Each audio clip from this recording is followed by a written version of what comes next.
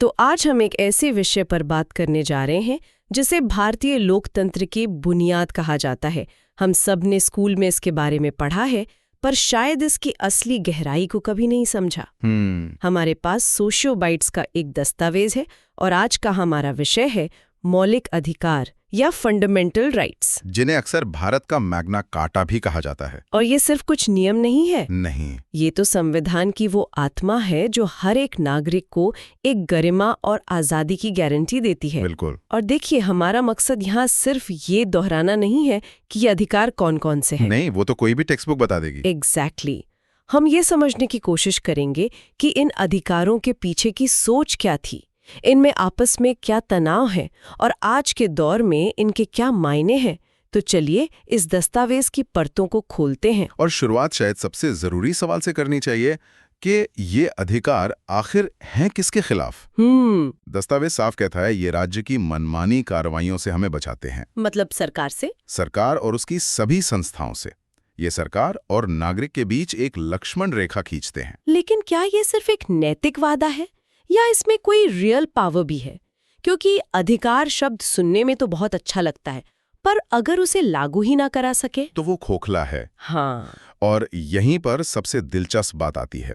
दस्तावेज में एक शब्द इस्तेमाल हुआ है, न्यायोचित, जस्टिशिएबल। जस्टिशिएबल, इसका क्या मतलब हुआ? इसका सीधा सा मतलब है कि अगर सरकार या उसकी कोई भी एजेंसी आपके इन अधिकारों को छीनती है तो आप सीधे सुप्रीम कोर्ट या हाई कोर्ट का दरवाजा खटखटा सकते हैं। अच्छा। ये कोई सिफारिश नहीं है, ये एक कानूनी गारंटी है। ओके, तो ये एक इन्फोर्सेबल गारंटी है। एक और मजेदार बात जो मुझे इस दस्तावेज में दिखी कि मूल रूप से 7 अधिकार थे, पर अब 6 हैं। हाँ, संपत्ति का अधिकार। ये अपने आप में एक अलग कहानी है कि कैसे संविधान समय के साथ बदलता है। लेकिन आज हम उन 6 अधिकारों पर फोकस करेंगे जो आज भी हमारे लोकतंत्र की रीढ़ हैं। बिल्कुल। चलिए पहले अधिकार से ही शुरू करते हैं, समानता का अधिकार। समानता का अधिकार, अनुच्छेद 14 से 18। मतलब कानून के सामने सब बराबर हैं, धर्म, जाति, लिंग के आधार पर कोई भेदभाव नहीं होगा। सुनने में तो ये बहुत सीधा और आदर्श लगता है। सतह पर तो लगता है, लेकिन यहीं पर संविधान का शायद सबसे बड़ा और सबसे विवादास्पद आइडिया सामने आता है। वो क्या है? स्रोत बताता है कि एक तरफ तो संविधान कहता है कि कोई भेदभाव नहीं होगा, लेकिन साथ ही ये भी कहता है कि राज्य महिलाओं, बच्चों या सामाजिक और शैक्षिक रूप से पिछड़े वर्गों के लिए विशेष प्रावधान बना सकता है। रुकिए, ये तो विरोधाभासी है। एक ही सांस में आप कह रहे हैं नो डिस्क्रिमिनेशन और फिर कह रहे हैं स्पेशल प्रोविजंस फॉर सम। ये कैसे काम करता है? यहीं पर संविधान निर्माताओं की दूरदर्शिता दिखती है। वो सिर्फ किताबी समानता नहीं चाहते थे। उनका मानना था कि आप 2 लोगों के बीच दौड़ तब तक नहीं करा सकते जब तक कि एक के पैर में जंजीर बंदी हो और दूसरा आजाद हो। सही बात है। पहले आपको वो जंजीर खोलनी होगी। ये विशेष प्रावधान एक तरह से उसी जंजीर को खोलने की कोशिशें हैं। मतलब ये कि असली समानता का मतलब सबके साथ एक जैसा व्यवहार करना नहीं है, बल्कि ये सुनिश्चित करना है कि सबको एक ही स्टार्टिंग लाइन पर आने का मौका मिले। बिल्कुल। और ये सिर्फ एक नैतिक विचार नहीं था, ये एक बहुत ही व्यवहारिक कदम था। संविधान निर्माता जानते थे कि अगर समाज का एक बड़ा हिस्सा ऐतिहासिक नुकसान की वजह से पीछे रह गया तो लोकतंत्र की गाड़ी आगे ही नहीं बढ़ पाएगी। ये प्रावधान, आप कह सकते हैं, सोशल इंजीनियरिंग का एक बहुत बड़ा प्रयोग था, जिसकी सफलता और चुनौतियों पर, जैसे आरक्षण की व्यवस्था पर, आज भी जोरदार बहस होती है। लेकिन समाज में एक बहस ये भी तो है कि ये प्रावधान ये कब तक चलने चाहिए। क्या कभी ऐसा पॉइंट आएगा जब हम कह सकें कि ठीक है, अब खेल का मैदान बराबर हो गया है? और ये एक जायज सवाल है। इसी सवाल से हमारा लोकतंत्र आज भी जूझ रहा है। इसी अधिकार के तहत छुआछूत जैसी प्रथा को खत्म किया गया और राय बहादुर या सर जैसी उपाधियों को भी हटाया गया ताकि जन्म के आधार पर किसी को विशेष दर्जा ना मिले। तो समानता का अधिकार सबको एक स्टार्टिंग लाइन पर लाता है। ठीक है। लेकिन एक बार जब सब वहां खड़े हो गए तो उन्हें क्या करने की आजादी है, और यहीं पर शायद स्वतंत्रता का अधिकार आता है। बिल्कुल सही कनेक्शन है। अगला है स्वतंत्रता का अधिकार, अनुच्छेद 19 से 22। इसमें बोलने की आजादी है, शांति से इकट्ठा होने की आजादी, घूमने फिरने और कोई भी काम करने की आजादी शामिल है। ये वो चीजें हैं जिन्हें हम असल फ्रीडम से जोड़ते हैं। हाँ, ये एक मॉडर्न डेमोक्रेटिक सोसाइटी की पहचान है। लेकिन उचित प्रतिबंध, रीजनेबल रिस्ट्रिक्शंस। उचित प्रतिबंध, इसका मतलब है कि ये स्वतंत्रताएं असीमित नहीं हैं। लेकिन ये उचित प्रतिबंध वाली बात थोड़ी खतरनाक भी लग सकती है। उचित क्या है ये कौन तय करेगा? क्या इससे सरकार को बहुत ज्यादा शक्ति नहीं मिल जाती कि वो जब चाहे देश की सुरक्षा या सार्वजनिक व्यवस्था के नाम पर हमारी आजादी को कम कर दे? ये एक बहुत बड़ा तनाव है, हमेशा बना रहता है। व्यक्ति की आजादी और समाज की सुरक्षा के बीच संतुलन बनाना, ये अदालतों का काम है। अच्छा। अदालतें ही ये तय करती हैं कि सरकार द्वारा लगाया गया प्रतिबंध उचित है या नहीं। ये एक लगातार चलने वाली बहस है।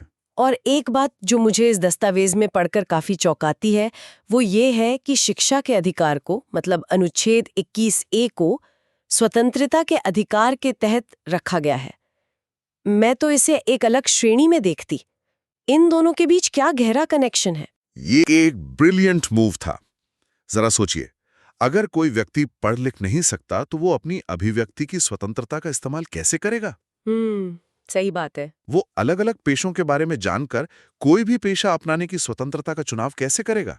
शिक्षा वो चाबी है जो स्वतंत्रता के बाकी दरवाजों को खोलती है। वाह! ज्ञान के बिना आजादी का अधिकार अधूरा है। ये तो स्वतंत्रता को देखने का एक बिल्कुल नया नजरिया है। तो हमने समानता देख ली जो सबको एक प्लेटफॉर्म देती है, फिर स्वतंत्रता देखी जो उस प्लेटफॉर्म पर हमें एक्ट करने की आजादी देती है। लेकिन क्या हो अगर कोई आपकी इस आजादी का फायदा उठाकर आपका शोषण करे? और यहीं पर तीसरा अधिकार, शोषण के विरुद्ध अधिकार, अनुच्छेद 23-24 तस्वीर में आता है। ये अधिकार कहता है कि मानव तस्करी, जबरदस्ती की मजदूरी, जिसे बेगारी भी कहते थे, और 14 साल से कम उम्र के बच्चों से कारखानों या खदानों जैसे खतरनाक कामों में मजदूरी कराना, ये सब गैर कानूनी है। इसे अक्सर बहुत संक्षेप में बता दिया जाता है, लेकिन ये तो बहुत पावरफुल अधिकार है। ये बहुत पावरफुल है क्योंकि ये सिर्फ राज्य के खिलाफ नहीं, बल्कि ये आम नागरिकों के खिलाफ भी सुरक्षा देता है। अच्छा। ये सीधे तौर पर समाज में गहरी जड़ें जमा चुकी सामंती प्रथाओं पर हमला करता है। और ये अधिकार आज भी बंधुआ मजदूरी, खासकर ईंट के भट्टों या खेतीहर मजदूरी में, उससे लड़ने के लिए एक बहुत बड़ा हथियार है। ये व्यक्ति की शारीरिक गरिमा की रक्षा करता है। तो ये अधिकार व्यक्ति की शारीरिक गरिमा की रक्षा करता है, लेकिन इंसान की गरिमा सिर्फ शारीरिक तो नहीं होती, वो आत्मिक भी होती है, जो उसकी आस्था और विश्वास से जुड़ी है। क्या यही सोच धर्म की स्वतंत्रता के अधिकार के पीछे है? आपने बिल्कुल सही नब्ज पकड़ी है। चौथा अधिकार है धर्म की स्वतंत्रता का अधिकार, अनुच्छेद 25 से 28। भारत जैसे विविधता से भरे देश में यह अधिकार शायद सबसे नाजुक और सबसे जरूरी है। ये हर व्यक्ति को अपनी अंतरात्मा की आवाज सुनने, किसी भी धर्म को मानने, उसकी पूजा पद्धति का पालन करने और उसका प्रचार करने की आजादी देता है। पर क्या इसकी भी कोई सीमा है, या कोई अपने धर्म के नाम पर कुछ भी कर सकता है? नहीं, ये भी असीमित नहीं है। संविधान कहता है कि आपकी आस्था मानने की आजादी वहां तक है जहां से दूसरे के अधिकार या समाज का हित शुरू होता है। अच्छा। यानी पब्लिक ऑर्डर, मोरालिटी और हेल्थ के आधार पर इस पर भी उचित प्रतिबंध लगाए जा सकते हैं। साथ ही स्रोत यह भी साफ करता है कि सरकार किसी भी धर्म को बढ़ावा देने के लिए लोगों पर टैक्स नहीं लगा सकती। और सरकारी स्कूलों में? सरकारी स्कूलों में कोई धार्मिक शिक्षा अनिवार्य नहीं होगी। यही भारत के धर्मनिरपेक्ष या सेक्युलर कैरेक्टर का आधार है।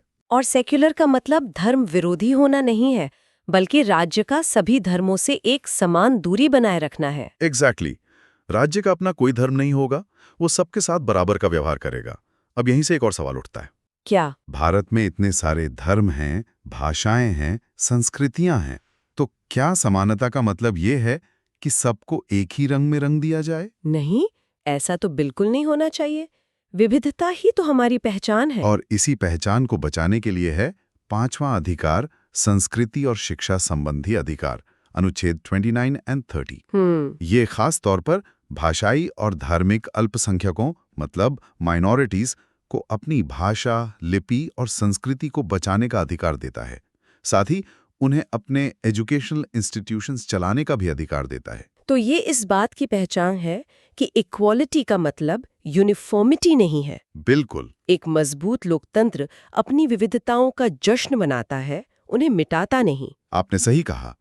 यह अधिकार एक तरह का भरोसा है जो संविधान बहुसंख्यकों की तरफ से अल्पसंख्यकों को देता है कि आपकी पहचान हमारे लोकतंत्र में हमेशा सुरक्षित रहेगी। ठीक है, तो हमारे पास समानता है, स्वतंत्रता है, शोषण से सुरक्षा है, अपनी आस्था और संस्कृति को बचाने का अधिकार भी है। ये सब सुनने में बहुत अच्छा लगता है, लेकिन अ बिग बट, अगर कोई इन अधिकारों को तोड़ता है या सरकार ही इन्हें मानने से इनकार कर दे तो एक आम नागरिक क्या करेगा? और यहीं पर आता है वो अधिकार जिसे डॉक्टर B.R. अम्बेडकर ने संविधान की हृदय और आत्मा कहा था। हृदय और आत्मा? हाँ, छठा और आखिरी अधिकार संवैधानिक उपचारों का अधिकार, अनुच्छेद 32। ये तो बहुत बड़ी बात है। दिल और आत्मा क्यों कहा? क्योंकि इसके बिना बाकी सारे अधिकार सिर्फ एक कागजी शेर, एक शोपीस बनकर रह जाते। अच्छा। ये असल में एक एनफोर्समेंट मैकेनिज्म है, एक टूल किट है जिससे आप अपने राइट्स को लागू करवा सकते हैं। ये अधिकार हर नागरिक को ये पावर देता है कि अगर उसके मौलिक अधिकारों का हनन हो तो वो सीधे सुप्रीम कोर्ट जा सकता है। लेकिन क्या ये न्यायोचित होना असल में काम करता है? मेरा मतलब है, एक आम आदमी के लिए सुप्रीम कोर्ट तक पहुंचना तो बहुत मुश्किल और महंगा है। तो जमीनी हकीकत में ये गारंटी कितनी मजबूत है? आपका सवाल बहुत वाजिब है और ये एक बड़ी चुनौती है। लेकिन इसी अधिकार ने पब्लिक इंटरेस्ट लिटिगेशन यानी PIL जैसी चीजों को जन्म दिया। PIL, हाँ। जहां कोई भी व्यक्ति या संस्था समाज के बड़े तबके के अधिकारों के लिए अदालत जा सकती है। और जब कोई अदालत जाता है तो दस्तावेज में लिखे वो भारी भरकम शब्द रिट्स एक्शन में आते हैं। हाँ, मैंने ये नाम देखे हैं। बन्नी प्रत्यक्षीकरण, परमादेश। ये सुनने में किसी जादू के मंत्र जैसे लगते हैं। आप कह सकते हैं कि ये लोकतंत्र के मंत्र हैं। ये असल में अदालत के शक्तिशाली आदेश हैं। जैसे बंदी प्रत्यक्षीकरण का मतलब है शरीर को प्रस्तुत करो। शरीर को प्रस्तुत करो, हाँ।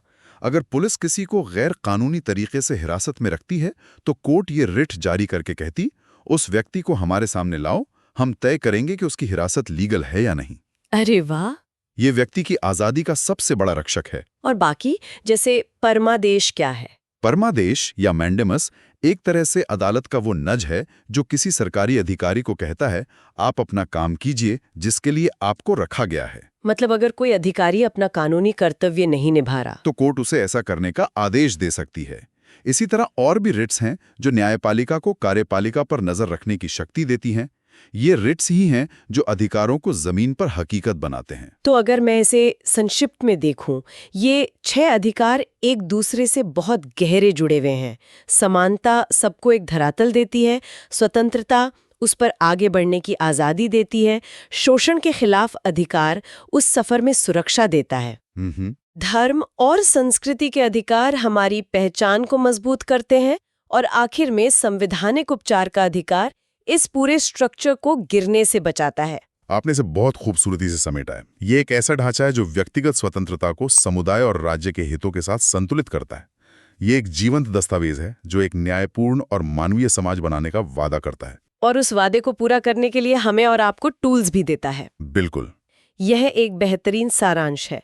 अब सुनने वालों के लिए एक विचार छोड़ जाते हैं। स्रोत में कहा गया है कि ये अधिकार व्यक्तियों को राज्य की मनमानी कार्रवाई से बचाते हैं। 1950 में जब संविधान बना तो राज्य की कार्रवाई का मतलब शायद पुलिस का एक्शन या किसी बाबू का फरमान होता था। जिस तरह से समाज और तकनीक, खासकर डिजिटल तकनीक तेजी से बदल रहे हैं, 21वीं सदी में राज्य की मनमानी कार्रवाई कैसी दिख सकती है? बहुत दिलचस्प सवाल है। क्या वो हमारे डेटा की निगरानी हो सकती है या आर्टिफिशियल इंटेलिजेंस द्वारा लिए गए फैसले हो सकते हैं? और इन मूलभूत अधिकारों की उन तरीकों से कैसे परीक्षा हो सकती है जिनकी कल्पना शायद संविधान निर्माताओं ने कभी नहीं की होगी?